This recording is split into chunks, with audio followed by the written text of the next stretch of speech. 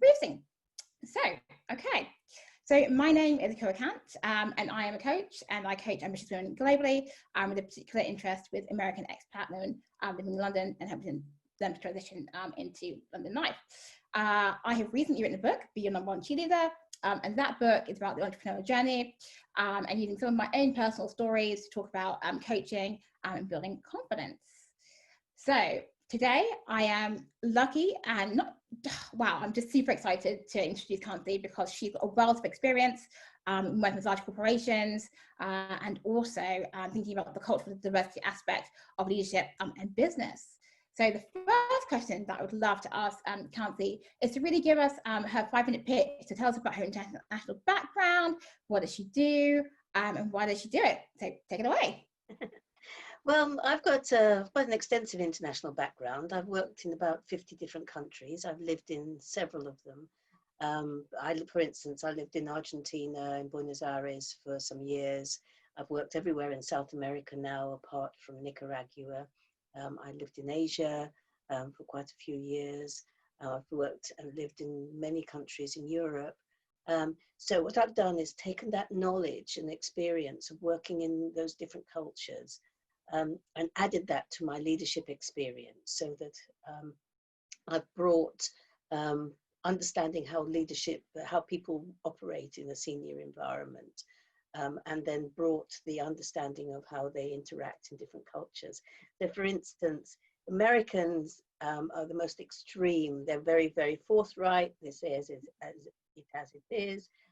China is the opposite. People will keep their opinions politely to themselves, and so you get this sort of interaction going on in a meeting where Americans are saying, tell me now, and the Chinese are going, well, we'll tell you, yes, of course, and then nothing happens. So being able to just explain some of that just gets away with some of the frustration that people experience when they're working in different environments. But people are people, and it's just being able to take away that arrogance and that kind of understanding what we believe, what are our biases, that really helps. So just helping people understand how they're wired helps in moving them forward. Brilliant. So Kanthi, tell us the hats that you wear. You're a coach, you're a consultant. Give people a bit of flavor so they can understand what kind of roles that you do.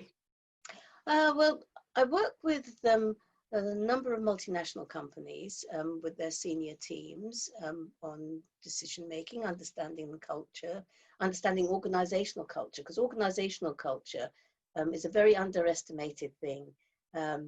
People think that you can give process and detail to individuals and they'll go with it, but quite often the culture is, oh yes, we listen, but we don't do anything about it. So changing that is quite important. So I work with a lot of multinationals, but I also work with a lot of individuals who are, as I said, working in humanitarian environments, individuals who are working in difficult environments, places in the Middle East, for instance, where there is a war-torn situation.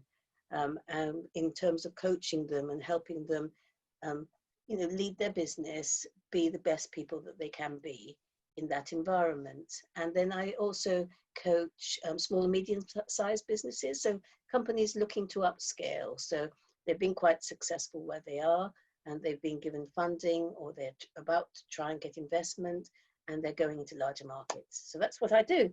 So it's kind of mixture.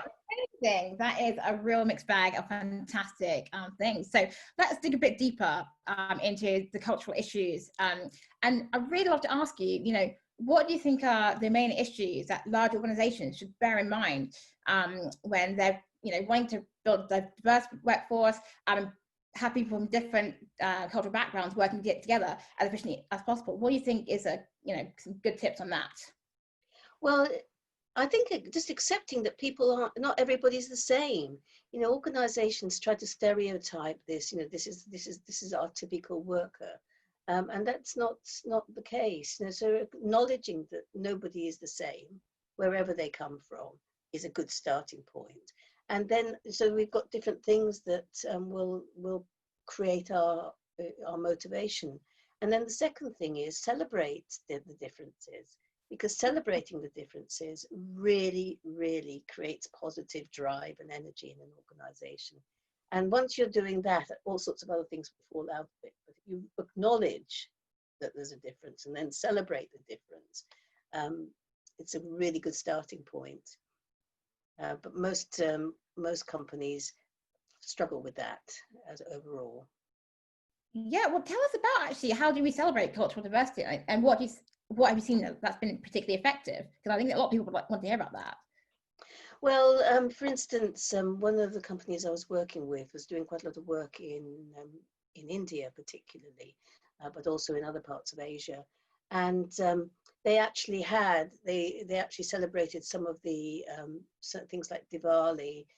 Things that were celebrated in country. So so whichever country they were in, they respected and celebrated and shared those events. But they also had special nights that were focused on one aspect, like sport, or so that there was more, that it was more than just work. So it's about the social life and how people interact. And of course, in India, people are far more family-based and community-based than they are in the West. So kind of creating those kind of family interactions was really important for the company. And it just created the links that people don't have always. When you just assume, until the days of Zoom and until the days of now, where we're in the pandemic, people, particularly in the West, didn't see how other people's rooms looked, didn't see where people lived and carried out their lives. Now we've had all of us have had this unique insight into a lot of the people we work with, where they work and how they operate physically. It's created a different relationship, I would suggest. Oh, fantastic. Well, I think that leads me neatly on to a question I think a lot of people will want to know about, which is, as organizations and companies want to enter new markets, what are the three cultural things which you think they need to bear in mind when thinking about perhaps their positioning, their marketing, but also how people are going to work together in country, like across, an international organization? Yeah, well, firstly, understand the national culture. Now, I'm not asking people to go and do a degree in anthropology or anything like that, but just have an overview of what is the national culture. And two, there's something about product fit, because a lot of companies, there's all sorts of stories of companies that have gone into a new location with a product that just didn't go, just didn't work, just didn't, wasn't popular for all sorts of reasons. So the first thing is understand the national culture. And the second is, when you're negotiating and having those conversations, be clear about what you're trying to achieve from those conversations, because the ways of negotiating in different countries is very, very different. So for instance, people come to the UK and say, oh, well, Ireland, it's just across the way, people speak English, it's exactly the same. It's a totally different culture. Ireland is very family oriented. It's very, what I call a clan culture, and it's defined by the Republic. Is defined by a very clear history. And unless you understand the history, you wouldn't even lump them together, And then the UK is very much more hierarchical, and it's driven by different motivations. So if you don't understand those two things, then you'll end up saying the wrong thing in the first meeting that causes upset rather than causes links and friendship,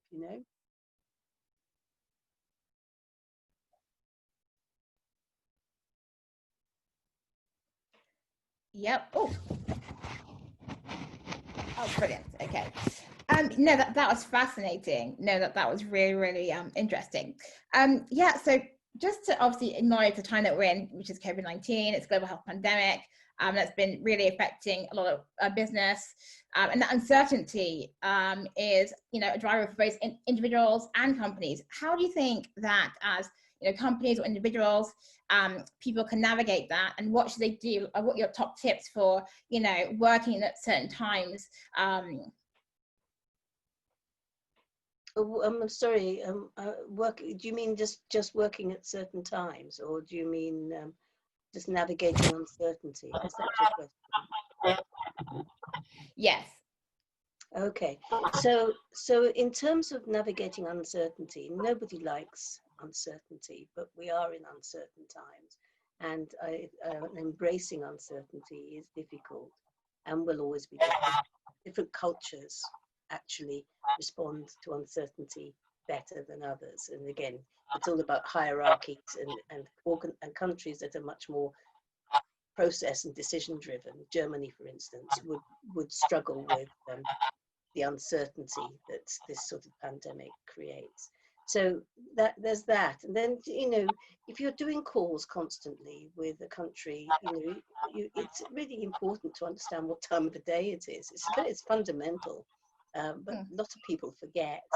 The calls I've had at 2 a.m, because people have forgotten that it's 2 a.m. I could count on both hands by now. So yes, it's just common courtesy and respect. I think at the end of the day, it's all about respect. Respecting others makes such a big difference in interactions, in business as well as in life. No, definitely, definitely. And let's just talk about the theme of leadership. So, I mean, what do you think helps leaders to perform like more effectively from different backgrounds and different cultures? Well, firstly, be human. And second is listen. I think one of the biggest gaps that leaders have is their listening skills. Some of my friends who are definitely, who have been CEOs of large companies, to get into the habit of speaking at you rather than speaking with you. And so if a leader can have empathy and can practice listening, they'd be going a long way to driving a business, because somebody who's in a senior role will already be able to understand about driving process, driving results, but being the best person they can be in terms of being human is something completely different. And that's what makes them stand out from the crowd. So I believe that you've written a book in this area. Can you tell us a bit more about that and any insights that you'd like to give to the assembled crowd today? Okay, well, Performance Edge was written a few years ago. It was written in collaboration with some of my colleagues, and it talks about the little bit of edge that takes us beyond normal. So in terms of leadership edge, in terms of creating organizational tribes, and in terms of understanding how your brains are wired, the neuroscience of operating with other people, how you interact, how you stimulate positive reaction, how you stimulate negative reaction, and also about, it touched on about working in different cultures, giving some case studies of companies that had done it and hadn't really thought it through. So I'll give you an example. When Facebook first went into India, they it was seen that they were going to provide free internet for everyone, and that was great. What they had forgotten was that people may not actually respect having free internet and free Facebook, because it may actually, there's a conspiracy there, there's other things going on, all of the things that TikTok are going through at the moment. So there was that going on.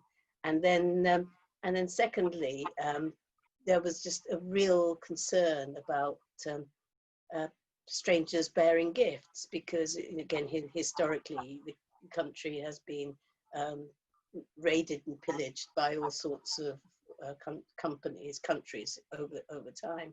So they went in and it was completely bombed, and they went out again, and they had to go back in and reinvent what they're offering, and then go back in again. It's a very expensive exercise, it costs millions.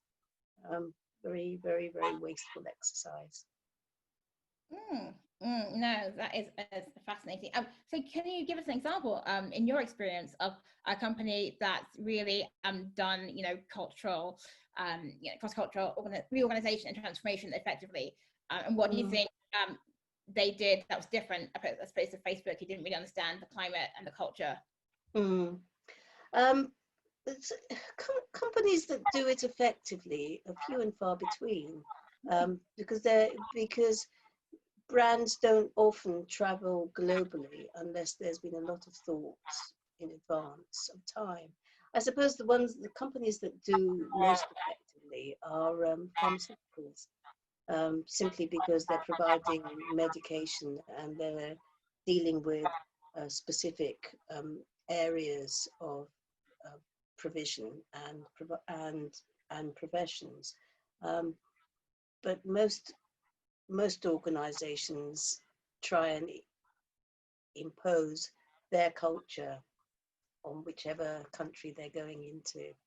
And then you get the splits. So you get the German arm of the business and then the Germanic adapted arm of the business in South America, So it can just vary very, very quickly. And how would you advise companies to try and be conscious of the fact there are different cultures, and how can they create a shared culture, Kanthi? It's very funny because I've been trying to advise companies on working across cultures for a very long time, and mostly they're not interested, and then it goes wrong, and then they come back to me. So I have a lot of repeat business sometime later. But the first conversation, as I say, it's that arrogance of we run a business and therefore it'll be fine in that country, and that doesn't translate through. So I haven't yet found an edge. The only edge is failure. Once companies have tried and failed, they'll come to me for advice. There are some companies, retail businesses particularly, are very good at asking for advice before they go into new territories. I've done quite a lot of work with retailers that are going multinational, and they do have that conversation beforehand, because if you're going to set up a retail business where you're looking for consumer purchase, it's very different from looking at a business to business. See what I mean? Yes.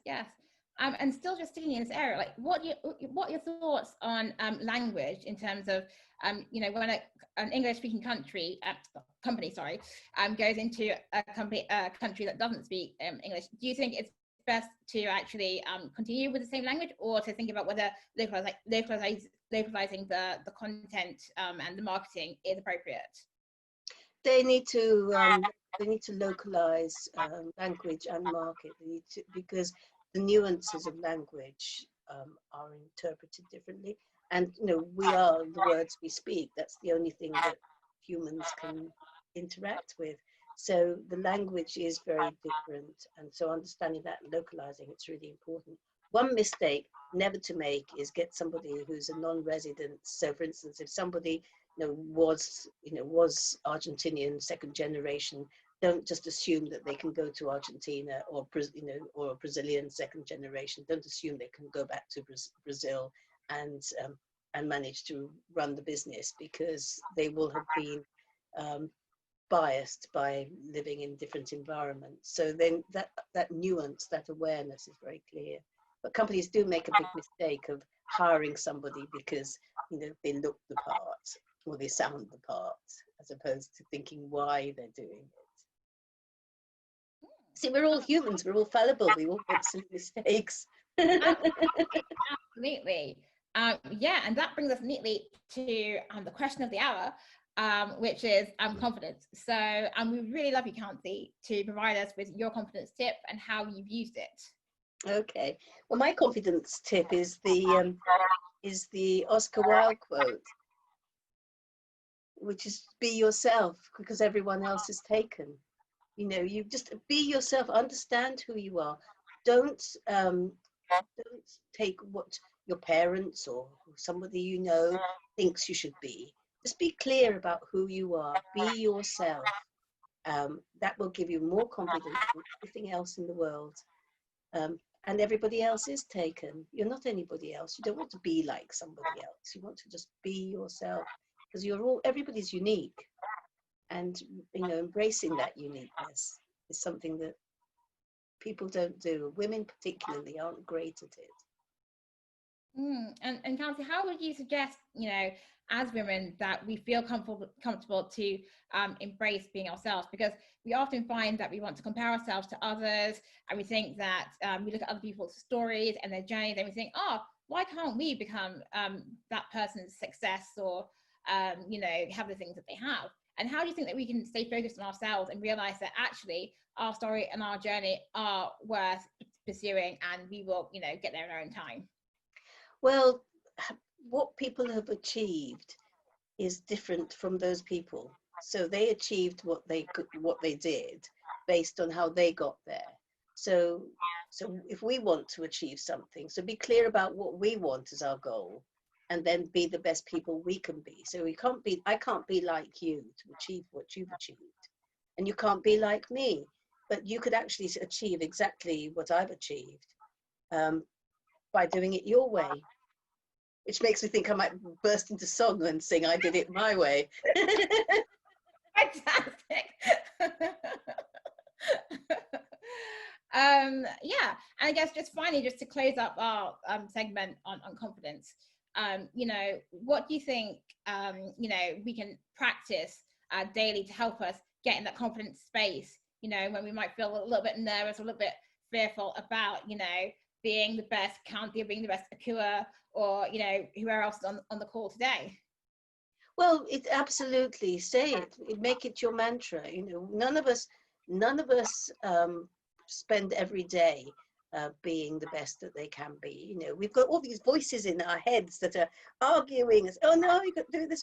Just got to quieten your mind and think about what it is or who you want to be. I have these disputes constantly. And I just come back to I'm most effective when I'm being me and not being like anyone else. So that's all I can say. Just because the more people embrace who they are, the more powerful they will be as human beings. No, I absolutely agree, Kanthi. I believe that everyone has their own individual path and their own particular journey that they're on, and we should not try to copy others, because everyone is going to be different. And insofar as leaning into our unique gifts and talent, we are therefore bringing and creating something different. And it's not by no means to say that we shouldn't ask for help and want to find others that will inspire us to do that. So it's also good groups. And to reach out to people that inspire us and follow them, and to build up our own toolkit of things that help us to feel confident. So Kanthi, just before we wrap up, we'd really like to hear something that inspires you, and that you think will help women especially to know that just sticking in their own lane and focusing on building up themselves is the best thing to do.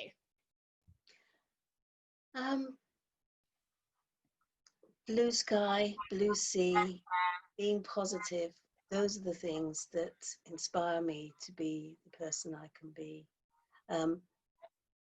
I just go back to, women in the business world can find themselves. It's really important that they find something that gives them peace, so that they get a quiet mind and they can think clearer. But no, just work out what it is you want to achieve, and then just build yourself.